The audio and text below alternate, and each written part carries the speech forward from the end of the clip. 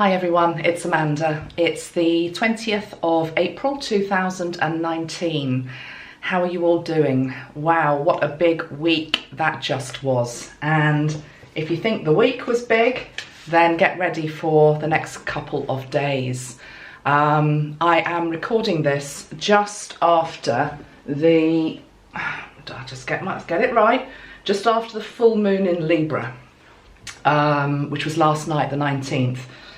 Called the pink moon, and wow, it really was. I hope you could see it where you were, but it was just the most glorious pink stroke coral colour here, in a clear sky, and it spoke to me, not just energetically in terms of what it may mean astrologically, in terms of its significance, but its colour. That coral pink is linked into the new Christ consciousness, and it is so tied in to what happened this week with Notre-Dame, and what is to come in. I'm making this, as I say, a few days after it's happened, and there's already been a lot of videos made on the subject of Notre-Dame, and you've probably watched quite a few of them, so I don't want to go over things that other people have said just as well as I could say, but I am going to pick up on some points which I haven't seen a lot of people talking about, and I also would like to bring through some messages from Christ and from Mother Mary in particular. There's been a lot of talk about the fact that the fall of Notre-Dame is linked to the rise of the divine feminine. And I would concur with that, absolutely, and I'll explain why. But it isn't just that. It's about a lot more, and I really don't like this trend towards only talking about the divine feminine. The divine masculine has to rise at the same time for unity consciousness, for the new earth to fully be balanced. New Earth isn't going to be balanced purely with the divine feminine energy, although that is of course important and has been pushed down for thousands of years. So absolutely she has to rise. But so too does the divine masculine template.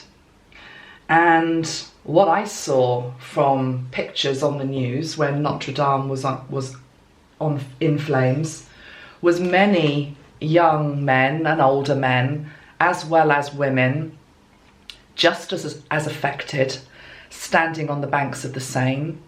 And I want to honour them because I'm not hearing an awful lot about them in what's so far been put out. As I say, I haven't done an exhaustive search of YouTube, but I'm just noticing that there's a lot of reference to just the divine feminine. Where's the divine masculine, okay? He's there as well. He's seeded within the rebirth of this fire as well. And it's really important that we bring his energy in as well for a balanced new earth to happen. Anyway, let's just backtrack a couple of steps. And that's not my dog. I want to show you a couple of things. I don't really know where to start, to be honest, because the energy is just so huge. I literally don't know where to start. So this might not be in the best order. Let's just say what's on my mind. I think that's the best way to do this. So I'm just back from a week in Cornwall. I visited St. Michael's Mount, which is on the same ley line as Mont Saint-Michel in France. I was at St. Michael's Mount a year ago, almost to the day that I went back to it. It was actually my younger daughter that really pulled me back there and kept going on and on about the fact that she wanted to go back to this particular town. At the time when we booked it, I was like, well, yeah, we could go back, but we could equally go to many other places. But it was her pulling that pulled me back to St. Michael's Mount on the week of these big events. And of course, my Sophie is a crystal child, so it's like she knew absolutely where we needed to be. I visited the Mount on 2 days running, and I say we because I felt a lot of you with me as I walked up there. I walked up the pilgrim steps to the top, and I managed to photograph a number of angel orbs en route. A beautiful orb of Archangel Gabriel at the foot of the pilgrim steps. These photographs are on my Facebook page, by the way. I also photographed 2 amazing cobalt blue stroke purple orbs at the top where the building is. I don't know if it's an abbey or, I know I should know. In fact, I have here, oh, it's a castle. Apologies. St Michael's Mount's a castle. So it looks like that. So the orbs were sort of situated around the building, and I really felt it. I felt, do you know what I felt? Because the next day I went to Land's End, which is the furthest most westerly point of the UK. You can't go any further or you fall into the sea. And it's very dramatic. It's very Poldark, if any of you watch Poldark. Okay, it's got those sweeping cliffs, great big sheer falls, crashing waves, iconic pieces of rock jutting out of the sea, lighthouse. It's just utterly, utterly spectacular. And those 3 days, but culminating in Land's End, when I was walking along this windswept cliff, I thought, my God, we've arrived in New Earth. I felt it with every part of my being. And I'm trying to find words for it. I'll just mention a few things that struck me. As I say, virtually gale force winds as I was on this path, being buffeted around. You know, I tried to take some photographs near the edge. Obviously I wasn't going to fall off, very aware that the wind could catch you and take you off, so I was being careful. But noticing at my feet were the tiniest flowers, you know, that big, growing in the heathland and the grass. And they were able to withstand these gales and the coming new energies. And they were just like buffeting around in the wind with no problem whatsoever.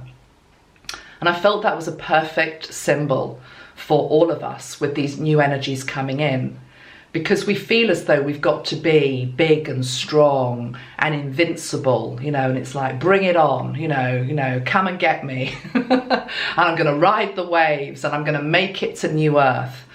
But actually all we need to be is like that tiny, tiny little flower that believes that it can thrive in conditions that are actually quite challenging. And when I say they're quite challenging, they're challenging particularly to the physical body. Because I know that many of us are feeling out of sorts with regard to physical symptoms that are showing up. That I spoke on my last video about a lot of people who are experiencing physical problems with their heart, and I feel as though that is continuing. I also want to send out some very special love to a lady in America. I hope you're watching this, because she's going in to hospital for triple bypass surgery on Monday. I send you my love. I send you my love, and I'm absolutely with you, because you represent an awesome, powerful warrior woman. I've got so much respect for you. I actually feel quite choked up because I've got so much respect for this lady, and I just feel that she represents so many of us who are trying to expand our hearts to bring in this new earth. And the heart is struggling. The physical organ of the heart is struggling at this moment in time. I mentioned on Facebook 2 days ago, it was a bit of a sort of jokey remark, but actually I meant every word of it. But I was thinking people are really going to think, not that I'm off my rocker here, but just it was like a bit too personal. It was almost like one of those moments where I thought, Amanda, don't go there, but I couldn't help myself. Which was that I mentioned that my bras are becoming far too tight. And, you know, before everyone, you know, gets the wrong end of the stick here, it's nothing to do with expanded breast size or weight gain. It's actually to do with rib cage. It's to do with the rib cage expanding to make room for the heart that is actually, ooh, okay, I'm hearing is actually beating in a different way, is growing and expanding as we evolve. Why should that be so strange for us to hear? We know that the brain grows over thousands of years. It doesn't stay the same. We know that the skull changes shape over thousands of years. Look back onto photographs of Neanderthal man, or, you know, we don't look like that anymore. We also don't look like we used to look in the ancient days of Egypt and Atlantis. The skull was very different. So we know that the skull can change. We know that our height can change, because that is also happening. Doesn't mean that if you're 5'2", as somebody said this week, I'm suddenly going to grow. I don't feel I'm about to grow, but what happens is it's generational. Any of you that have got kids, you'll notice our kids are just huge, you know? I mean, beautifully huge, but they're getting taller and taller with every generation. Look back on granny or granddad in the family, and, you know, they're really small in comparison to their grandchildren.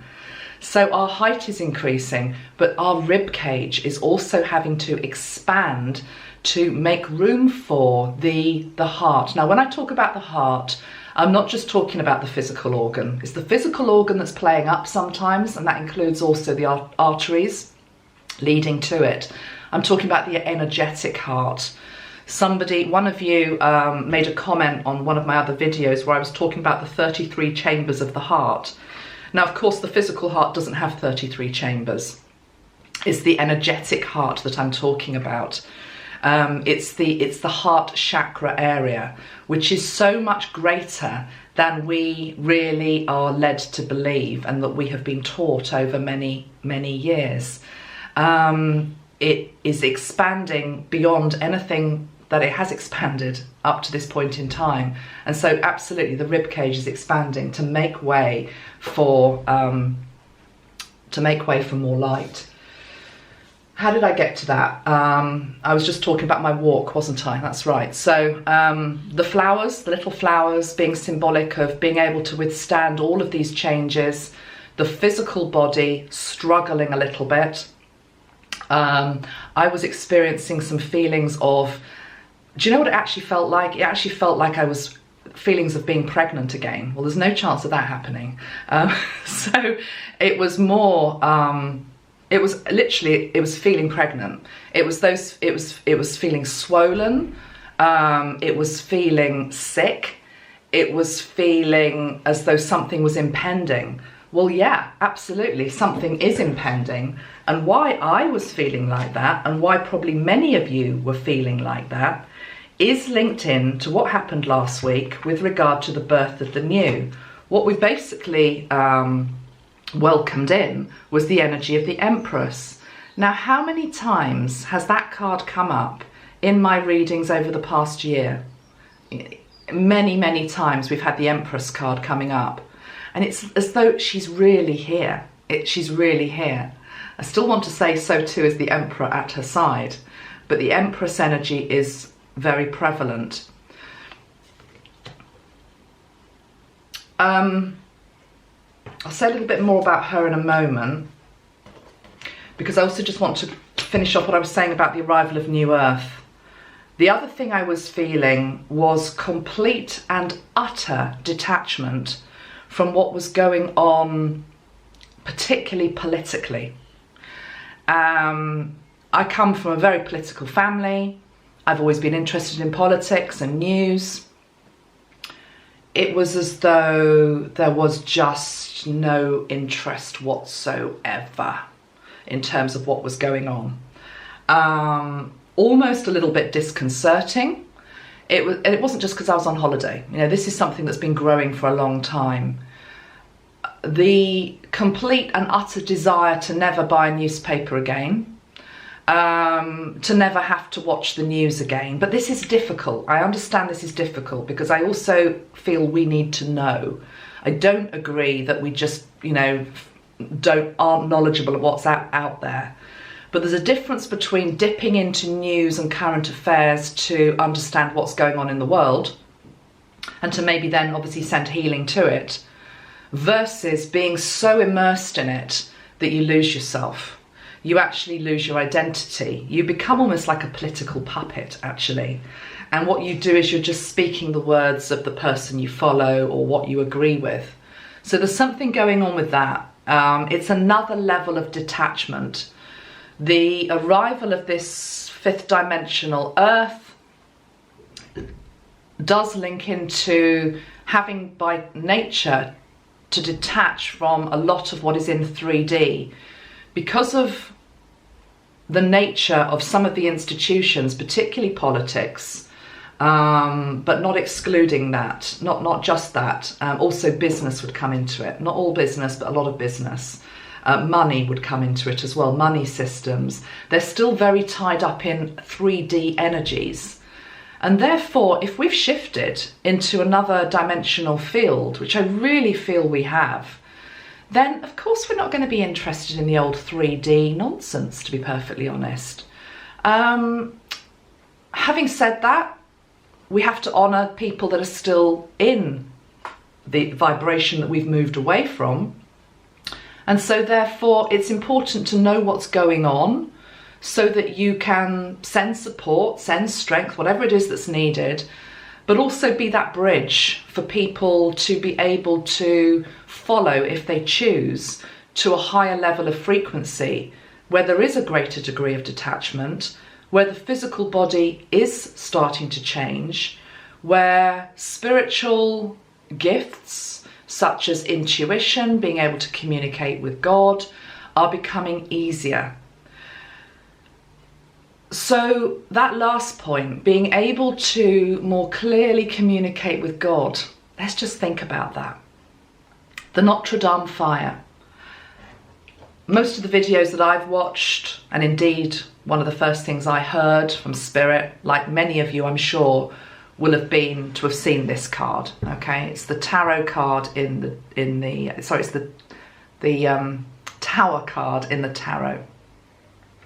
The tower struck by lightning, falling away, and it's symbolic of anything that is old, outdated, unstable, not fitting the new era, needs to crumble away to make way for the new. So there's a very obvious correlation with the spire on fire. Try and say that with false teeth. Not that I do have false teeth. The spire on fire and the tower, okay? Yes, that's a given. I also was very struck by the fact that the spire on fire wasn't just orange. I mean, I know fire is orange, but there are some pictures out there where it is just full on orange. And again, if you followed me for years, how many times have we talked about orange as a colour linking into New Earth? It's linked into Archangel Metatron. Archangel Metatron is, I'm going to say the being, but I also want to bring the galactics in here. He's one of the beings that is helping this planet to ascend. But he's pretty important, okay? It's a pretty important energy, Metatron. And he's literally helping to steer the ship as we evolve and move on. So that spire, bright orange, falling away against a very dramatic sky, to me was just the ascension energies coming into Notre-Dame to transmute, to transform, and ultimately to rebirth, because it will be rebirthed. Did anybody notice the 3 birds flying above the tower as it burnt? I saw them in a few of the photographs. It was very apparent to me what the message was. The 3 birds above the burning spire is the Trinity. It's Father, God and Holy Spirit. Sorry, Father, Son and Holy Spirit. And what struck me was watching the people who were lined up all around Paris watching it, but particularly the ones who were watching it on the riverbank. And of course they were upset and they were awestruck and they were dumbfounded, and there were feelings coming from them of, why is this happening? Why now? Why that? Devastation. And almost looking at the burning building as the burning away of what they believe. And yet, I want to say, the God that is worshipped within that building wasn't in that building when it was on fire. Christ, Jesus, wasn't in that building when it was on fire. He was standing beside every single person on that riverbank. So it really struck me that everyone was looking at the building, and it's like, oh my gosh, look what's happening to Christ. Christ wasn't in that building at that moment it was burning. He was right beside the people watching it. And for me, that was one of the biggest takeouts of the whole event, which is that, and this is not new, this is something that's been, I've felt for so long, which is that you don't need a building to worship Jesus. You don't need a building to honour Mary. You don't need a building to connect ultimately to Source or to God. They're nice to have. There's nothing wrong with appreciating beauty and history. I'm all for that. But there needs to be a balance. And when a building becomes more, almost more than actually what it's supposed to be about, which is basically Christ, there is an imbalance there. Now let me try and illustrate this. I just received an Easter card from somebody. Now look at this beautiful card that somebody gave me. It's of a cross, okay? It's of a cross. But can you see the cross is made out of flowers, okay? Living flowers. It's really, really beautiful, isn't it? It's a really lovely card. This lady who sends me cards, she always sends me beautiful ones. So this is an Easter wish, and here we've got a cross of flowers. And to me, this is beautiful because this is almost like the living church, okay? This isn't a static thing. This isn't something solid. This isn't something that you have to go up to and prostrate yourself in front of. This is just something that is alive in its own way. And I feel as though what happened with Notre-Dame is that, and it's not just Notre-Dame, it's many of these sacred buildings around the world, is that they actually lose the life. They lose the life that really they need to embody. This is almost like the living Christ. This energy here to me is the living Christ. It's in flowers. And the thing about flowers is that they bud, they bloom, they then die, they are then reseeded. They're not static. No building should ever be completely static. What do I mean by that? What I mean by that is that everything is energy. Everything is energy. You understand that you are energy. You understand that I am energy.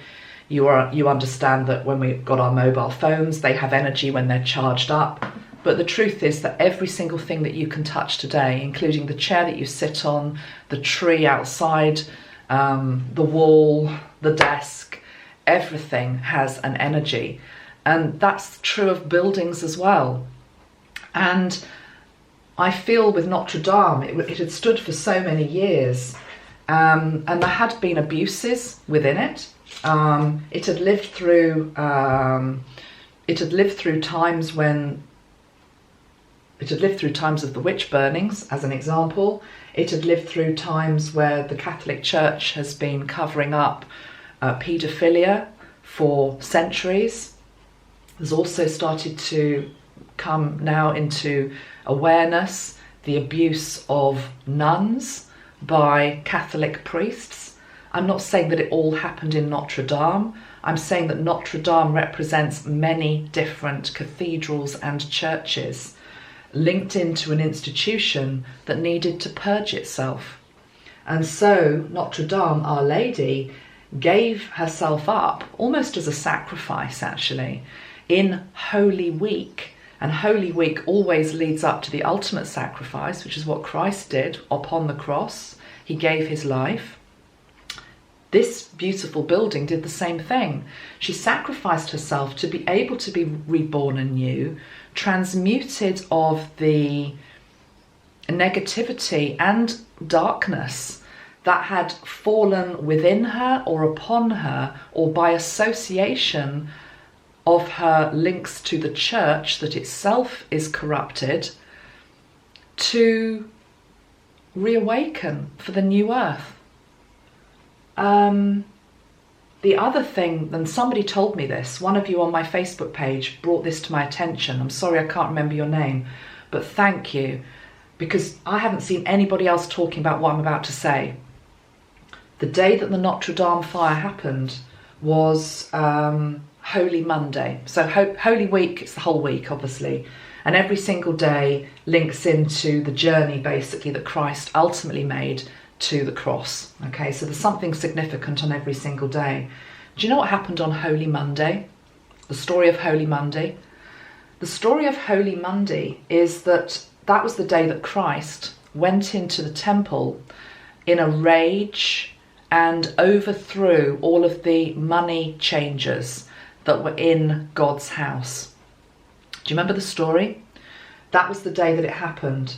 And he overturned the money changers' tables, and he said something along the lines of, my house shall be a house of prayer.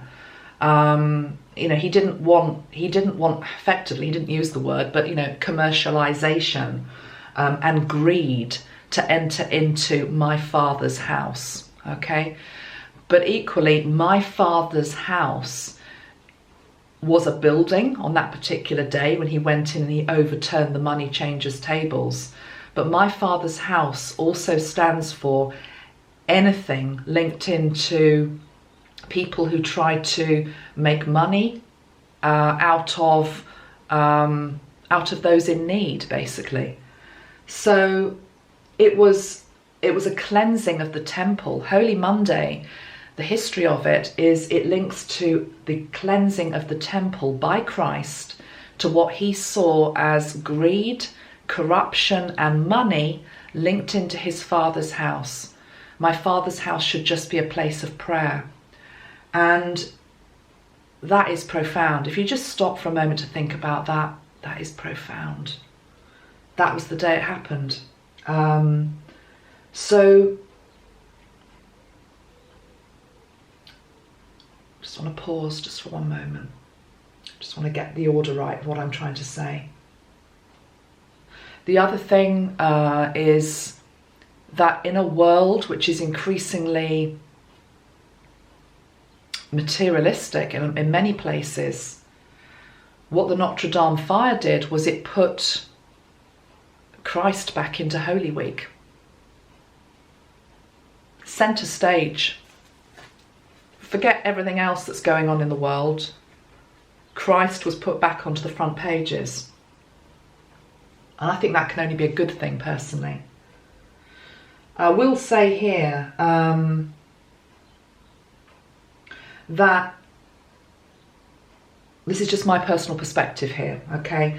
But I'm very uncomfortable with the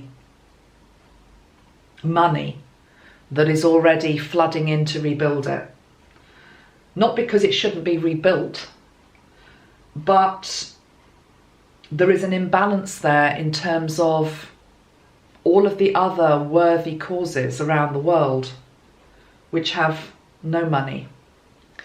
For a long, long time, the energy of Christ with me has always said that I don't want the buildings and the baubles and the gold. I don't need any of that. Whenever Christ has come through for me and my whole experience with him over 50 years of my life, he's always shown me himself to be a very humble man. And I don't believe that the intention from him was ever to create these huge buildings in his name.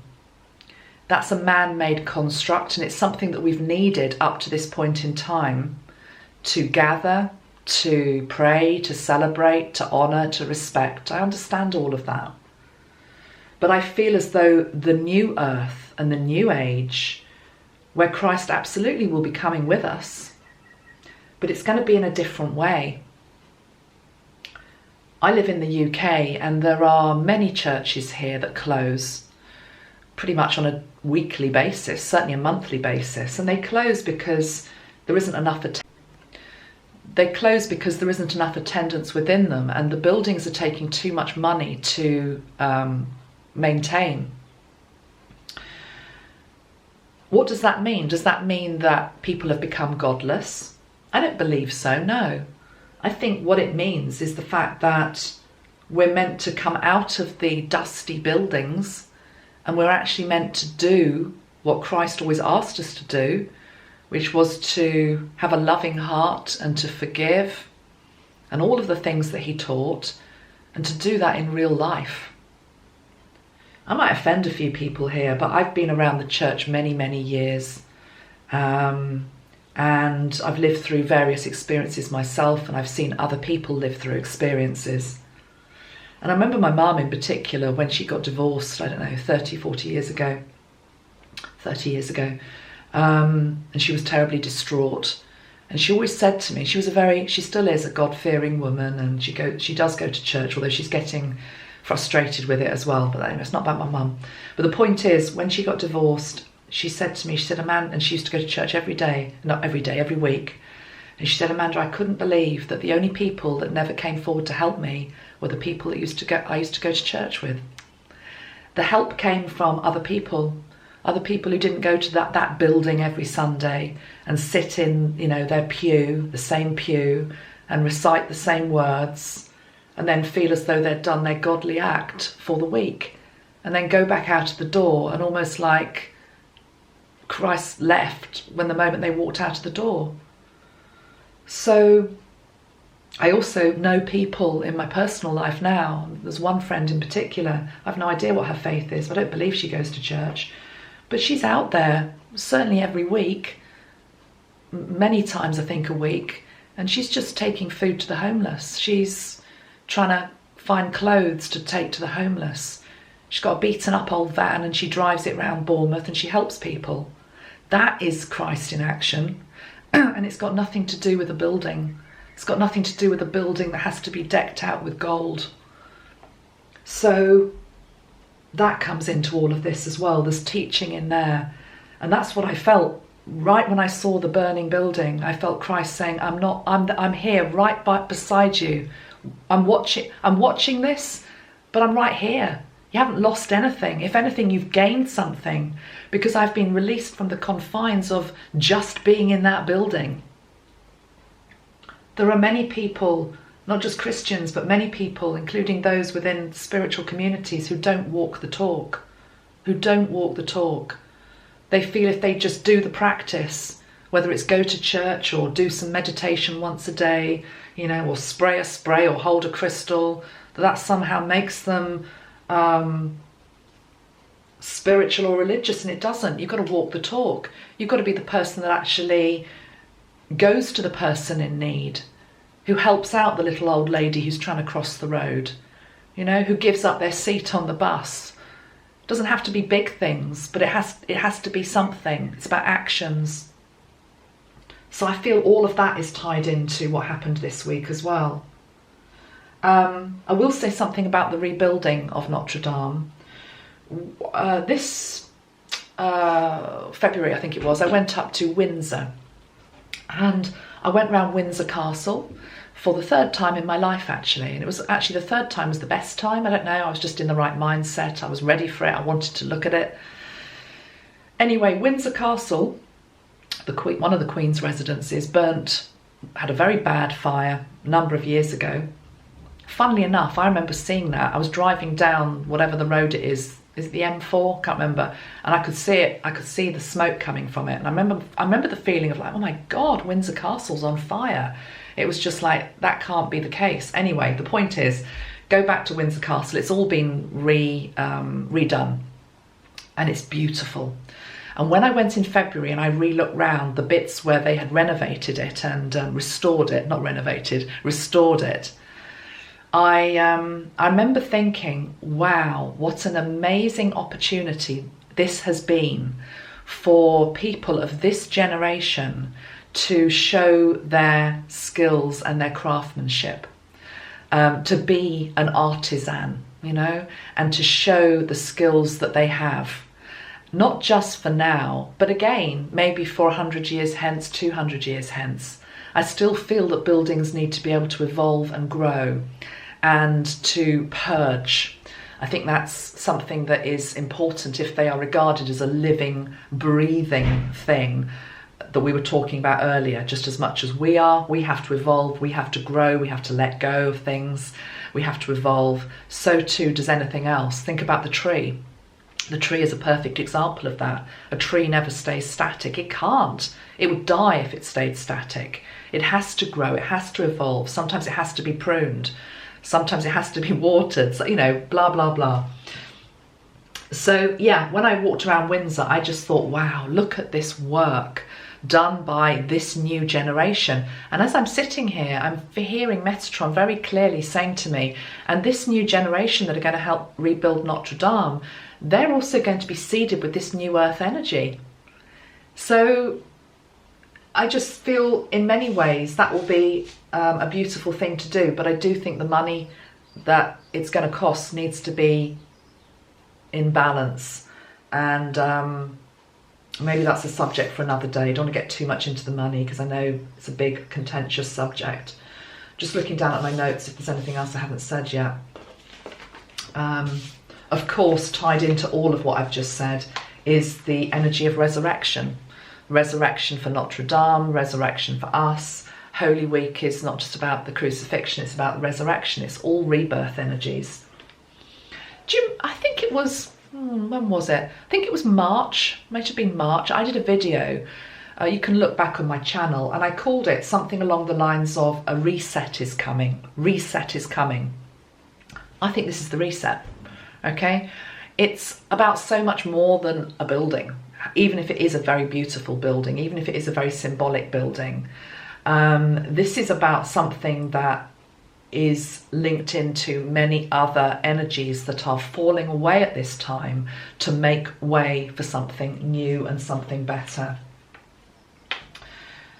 I also knew that those two towers were going to be left. You know, as when I saw that burning spire, I thought those two towers won't burn down. I mean, okay, they're stone. They're not. It's going to be harder for stone to build. I understand that. But again, just the symbolism, the two towers were always going to be left standing. Again, two towers to me, it's the number 11. It's the gateway energy. How many times am I talking about? There's the same things we're talking about. We're just being given another example to demonstrate how spirit works with this, really.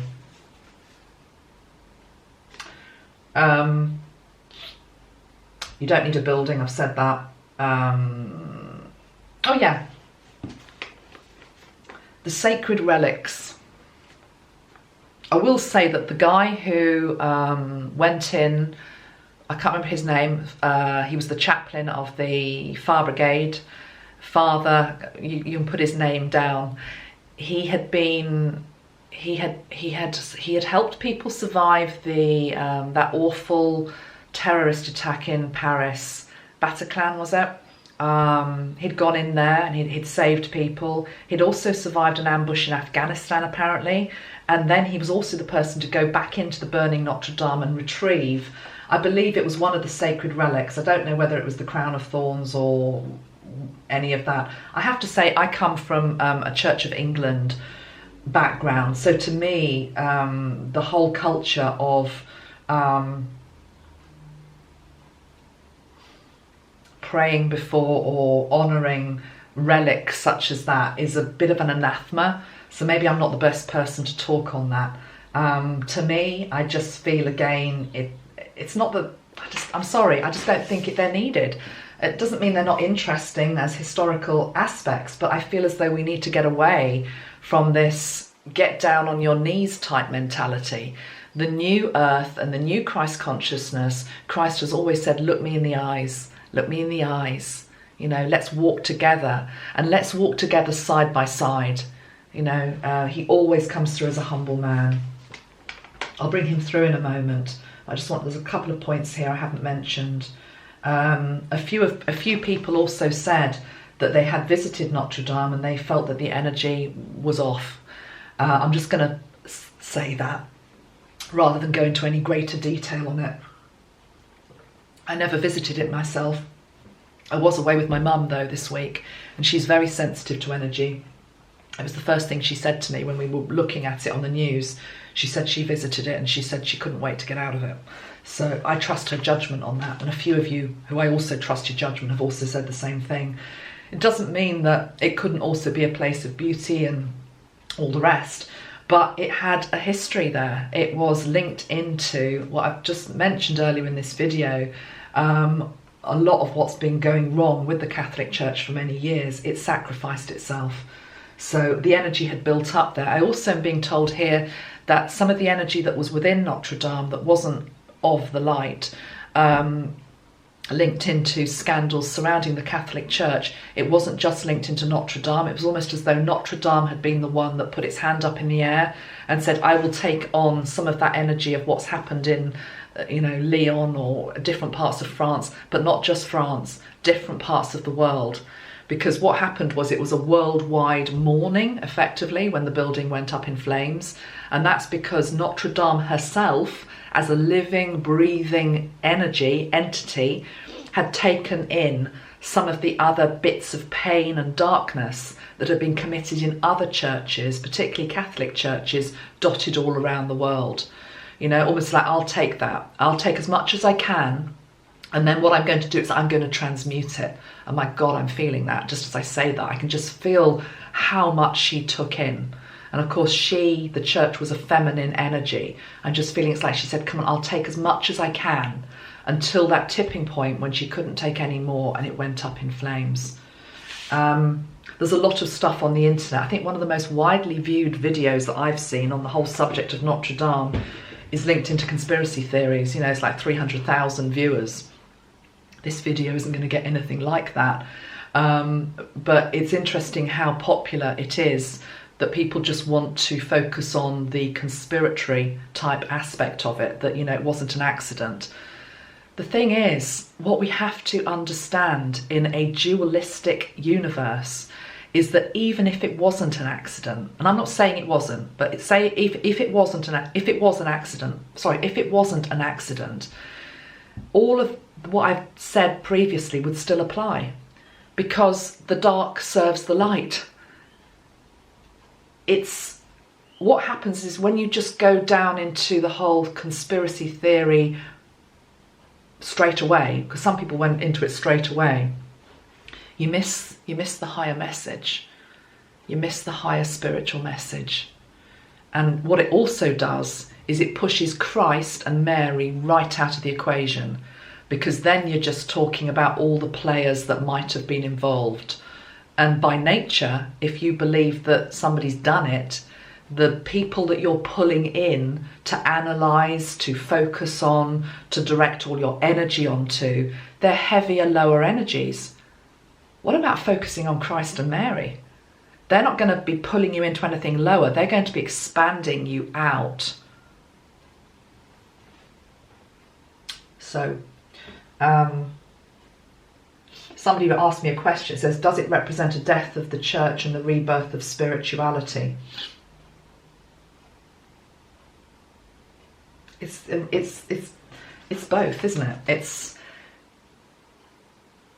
death isn't real anyway. And that's another lesson from all of this. Think about death. What do you believe death to be? Death as we know it isn't death. There's no such thing as death.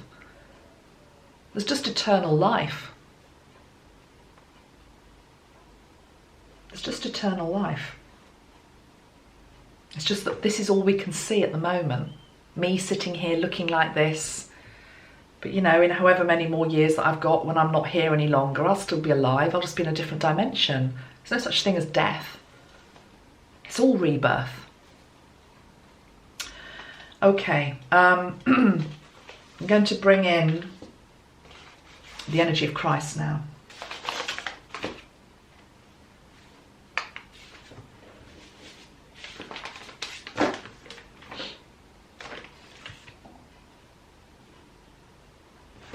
Yeah, let's do that. So, I want to show you, I'm going to use my Christ light spray, which is the beautiful corally pink of the moon last night. I must just show you something else though before I do this. Look at this beautiful crystal that I bought this week in Cornwall. It's a rose quartz lion, and to me it feels as though it's linked into all of last week as well. Those of you that know about Aslan, the lion in the series of books, Lion, the Witch and the Wardrobe, of course Aslan is very much linked into the Christ consciousness. I don't know, he hasn't really spoken. I'll hold him whilst I'm doing this next part of the video, but isn't he gorgeous? I just wanted to bring his energy in. Also want to show you this. It's my Christ and Mary. One of you gave me that. Can't remember who it was that gave this to me. Thank you. Okay, let's bring in the energy of Christ then. So let's just take a nice deep breath in.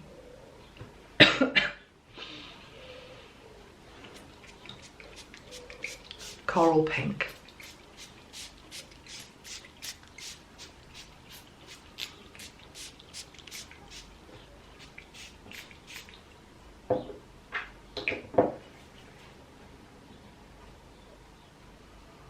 Holy Week. Every week should be holy. Every day is holy. Every hour, every minute is holy. Time is holy. You are holy. I am within every living thing. I am within you. I am within all aspects of nature. I do not wish to be confined to just one place and one moment during a week, a month, or a year.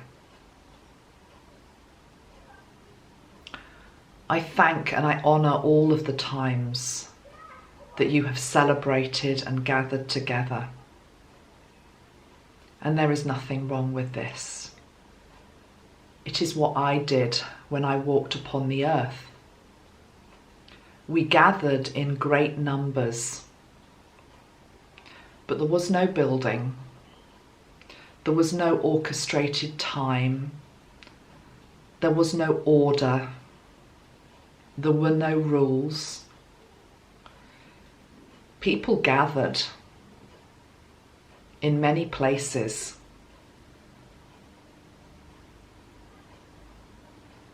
He's showing me the Sermon on the Mount.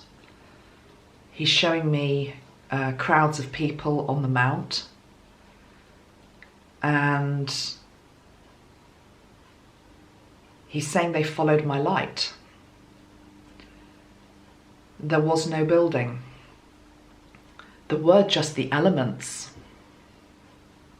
We shared our times together with the sun and the rain and the earth and the moon and the sun. We just enjoyed being together as one. There was no need for anything else. He is saying that he's showing me the people that followed him up the mount, and he's saying that we can all be like that. And what he means by that is that we can all have people that follow our light. And it's that thing about where two or more congregate in my name is where I am. So it doesn't matter what you do or where you go. If you're holding the energy of Christ within you, you can have communion with him. By communion, I mean communication. with him upon the hilltop, in the sitting room lounge, in the school, by the sea, in the cafe bar. He's taking us back to the days where people gathered either in more humble settings, in a person's home, to be with each other, be with like-minded people, to pray. He's saying all you need to do is light a single candle in my name. I need nothing else. I am the light. I am the light. If you have the light, you have me with you. But he's saying you also have the light within yourself.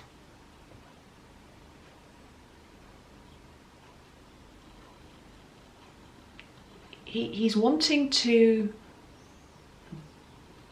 It's strange. It's as though he's wanting to walk into one of these buildings. So we're going to use Notre-Dame as an example. He's saying, of course I was within that. But I was just as equally within the bakers round the corner. He's showing me the complete opposite. It's as though, yes, I was within the building, Notre-Dame, but I'm feeling there's like some family business or something near to Notre-Dame. I don't know where it is. And it's a family-run business. And they just bake bread. Oh, they bake bread. Okay. Maybe it's symbolic. The breaking of the bread. Okay, I understand now what he means. And he's saying in that humble baker's, I'm there as well. The person serving the bread in the shop.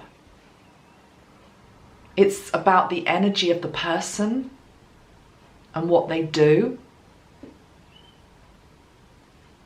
So I'm just being shown this amazingly beautiful building, which is what Notre-Dame is, but then this very simple, humble shop, this person just baking bread, serving it up, putting it into a paper bag, giving it to the person. I'm in that as well.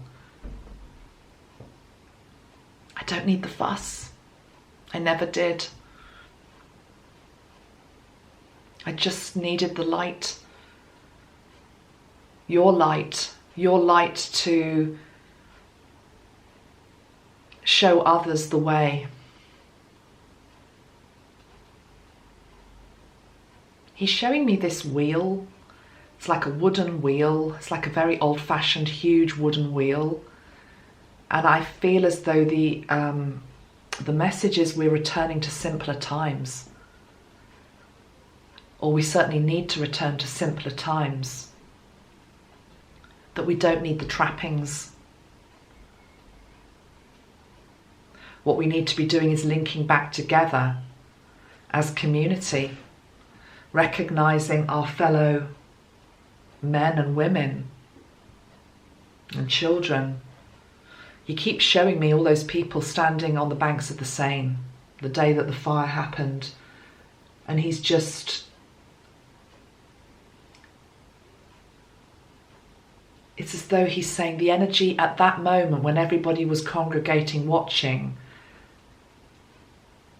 was similar to the energy where people used to gather when he walked the earth, and they would just come together as a group. And the energy of love, he's showing me the heart field energy around the group of people that were watching. He said it was huge. He said there was so much love there beside the river. And he's saying the reason they all congregated beside the Seine, he said it wasn't just the fact that that was a good vantage point, although it was. He's saying it was because what they felt, which wasn't just devastation, it was about the heart opening and me being present, standing with them, that flowed out from that river.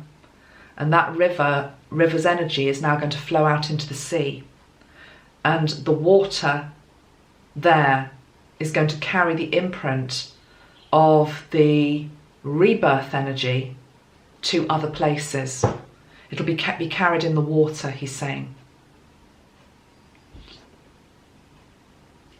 Let's bring in Mother Mary. I have to say to you, I'm still quite blown away with this, to be honest. A year ago, it was last April, I ran an Archangel workshop in Bristol, and Tracy, who helps me and makes the sprays now, she had done me a sample blend of a Mother Mary spray, and there was nothing wrong with it. It was very nice, but I've sat on it for a whole year, and I know some of my team were like, Amanda, what, you know, why, you know, why haven't you done anything with it yet? It wasn't just that I was busy. I'm always busy. What I have always understood with sprays that I make, as an example, is you have to really feel the energy, and you have to be able to hold the energy of what is in the spray. It's not just about the oils, it's not just about the colour of the bottle, it's not just about the painting. All of those are very, very important, but I have to really be able to hold it. It's got my name on it. And then they get sent out into the world, and for some reason, although Mother Mary has been one of my guides my whole life, I just felt the time wasn't right, and I couldn't even explain it. I couldn't explain it to myself. The day that Notre-Dame burned, in the morning, Tracy had sent me this, which is it's a potentially new Mother Mary blend. And it had been sitting on my desk for about a week. And the morning of the fire, I thought, right, I'm going to go away on holiday, and, or maybe it was a few days before, I'm going to go away on holiday, I'm going to take this with me, I'm going to tune into Mary, we need to get going with this. That was the whole attitude. We need to get going with this, we need to get this out there. And I had an artist in my mind who I wanted to use, somebody I haven't used before. And I thought, you need to speak to Kate. At the moment I was thinking you need to speak to Kate, a comment from her came in on my YouTube page, and she was asking for a bit of guidance or help. And I like, wow, I was just thinking about you and there you are. So I contacted her and I said, okay, Mother Mary, do you want to have a go? I feel like she needs to come through. And so we had a little chat, and she said, okay, yeah, I'll have a go. And I gave her a bit of a push. She probably won't mind me saying that. And I said, just do it. Just pick up a brush and start to do it. This was the day of the fire. She started to paint Mary that day. That day. The fire happened, I don't know whatever time it was. Hours later anyway. And she contacted me and she said, I've started it. I've started it. She said, but now the fire's happened. And I said to Kate, I said, keep painting. Keep painting. I said, this is how it's meant to be. Mary, Mother Mary, is wishing to rebirth herself in this moment as well. We have to capture the energy of this. I can't show you yet the paintings. It isn't quite yet finished, but it will be very soon. I know what it looks like. I've seen the first draft of it and it's beautiful. This Mother Mary blend I'm going to use just to help me tune in is also changing. So we're not quite there yet, so please don't say to me, when's it going to be ready? It'll be ready when it's meant to be ready. But it's not far off though. I'm telling you this because I felt I needed to, as it's Easter week, because I've been holding this new Mother Mary energy for the whole week as well. And I'm still blown away by the synchronicities of that day, the painting being started, and the fire burning. We're back to the Empress energy. So let's bring Mother Mary through. Let's just see what she wants to say to us today. Mother Mary.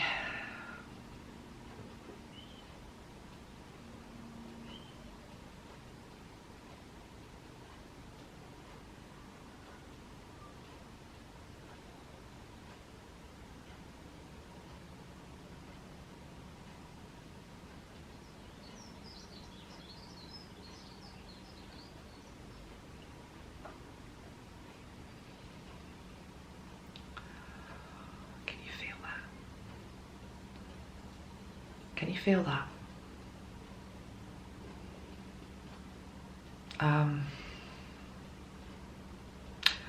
I sat all week, overlooking a harbour. And the lounge was on the first level, so I was elevated. And every evening I could see the harbour from where I was sitting. And I could not just see the harbour, I could see the entrance to the harbour. And on this side was a lighthouse, and on the other side was just the wall. And we had a week which was very changeable in weather. The first few days there were just these terrible pouring rain, freezing cold, gales. And then it got nice, very hot. But what I witnessed over the week was all these boats coming into this harbour through all weathers. And the boats would come in and they were really like that. On some of the days, they almost looked like they were going to capsize. But obviously the captain knew what they were doing. And he got them into the harbour safe and sound. And other times the boats would glide in and they would have no problem. But sometimes it was really quite dodgy. It looked like it was dodgy. You know, them getting into the safe harbour. And she's saying, I am the harbour. She's saying, I'm the harbour walls. I'm also the lighthouse. I'm also the currents in under the sea that kept the boat afloat. You are the boat. She is the harbour walls. She's a safe port of call.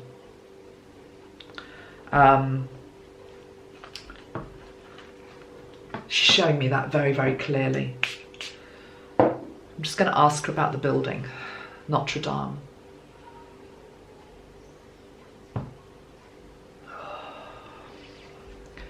She's just saying, I felt so contained there. I felt so contained. I needed to breathe again. She's showing me that she needed the fresh air to come in. She's showing me the spire burnt away. And she's showing me that even though there are embers and charred pieces and ash down below, she's not focused on that. She's focused on the fresh air that's pouring in from the open roof. And she's saying that fresh air is also bringing with it all of the good wishes and good vibrations and love from the whole world.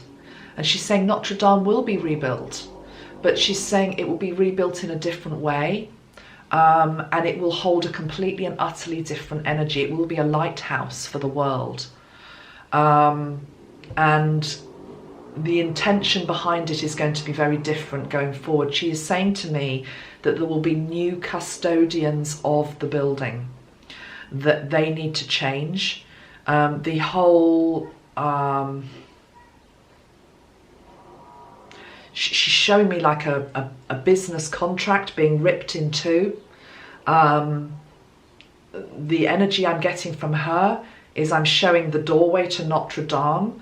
When it is rebuilt, it has an archway of white roses at the door, and there is a huge sign and it's saying entrance free to all. I don't know whether the entrance was free, I don't know, but she's showing me entrance free to all. There is no turnstile, there is no, there are no cameras, there are no, it's just very open. It's just the doors are open to all. And she's saying that will be possible because this new building is going to be built with a much higher, an even higher vibration, and it's going to be based on new 5D earth energies, where there is no fear of attack or arson or wrongdoing. She's saying energetically they would be repelled from this place because it will stand as it was truly meant to stand, as a beacon of hope and as light and of light. And she's saying it had become not that. And she's showing me that there had been weeping from her in terms of what it had become. And she's saying the children of France will be proud of the way that this rises, and in time will understand all in terms of why it had to happen. She's saying it should not be rushed, the construction.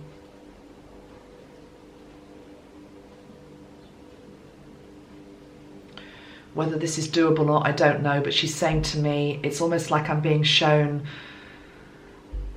this is going to sound very out there because it's not how we do things in the world anymore, but it's almost like she's showing me the days where people used to come and they used to help, and it would almost be like a bartering, you know, so it's like, I will do this for you if you do that for me. It's almost as like money isn't changing hands.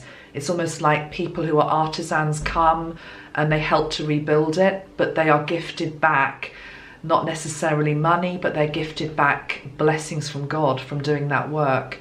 There is an understanding from her about the lower vibration of money, and I feel that she's very with Christ on that, that it sounds too simplistic to say it, but I'm going to say it. It's almost like money shouldn't come into the equation. It should be a building that is built by the people, from the people, with the people. But it should be a celebration of joy.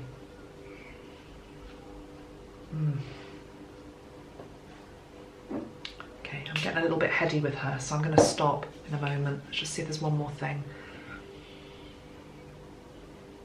And she's saying it's okay to pause. It's okay to pause. There's this feeling of not wanting it done, not wanting us to be too hasty, to pause, to reflect, to honour, to process, to be able to birth something new. She says there has to be a process of patience. She's saying, I am not sad.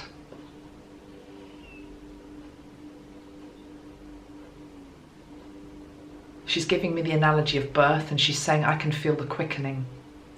The quickening is the moment where you feel the baby start to kick for the first time. That's the energy she's got. It's like I can feel the quickening. And the quickening, of course, is symbolic of the new earth energy. Can you show me what that looks like in the future, the new earth energy? She's shown me the divine masculine and the divine feminine standing side by side, equal. Her place with Christ.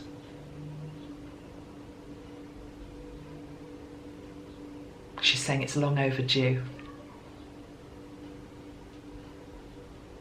Okay. Right, I think I'm going to leave it there. I am just going to now spray the earth element, okay, just to make sure we're all grounded.